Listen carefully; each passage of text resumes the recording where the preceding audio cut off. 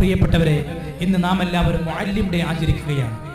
നമ്മുടെ മദ്രസകളിലുള്ള പാവപ്പെട്ട നമ്മുടെ ഉസ്താദുമാർ, ബഹുമാനപ്പെട്ട ഉസ്താദുമാർ, നമ്മുടെ പിഞ്ചു മക്കൾക്ക് അറിവിന്റെ വാതായനങ്ങളെ തുറന്നുകൊടുത്ത് അലിഫ് എന്ന അക്ഷരത്തിലൂടെ അദബ് പഠിപ്പിച്ച് നമ്മുടെ മക്കൾ ഒരു യഥാർത്ഥ മുസൽമാനായി ജീവിക്കാനുള്ള പ്രാഥമികമായ അറിവുകൾ നൽകുന്ന നമ്മുടെ പ്രിയപ്പെട്ട ഉസ്താദുമാർ, അവർക്ക് വേണ്ടി ഒരു ദിവസം നമ്മൾ മാറ്റിവെക്കുകയാണ്. ഒരിക്കലും നമ്മൾ അവരെ മാറ്റി നിർത്തരുത്.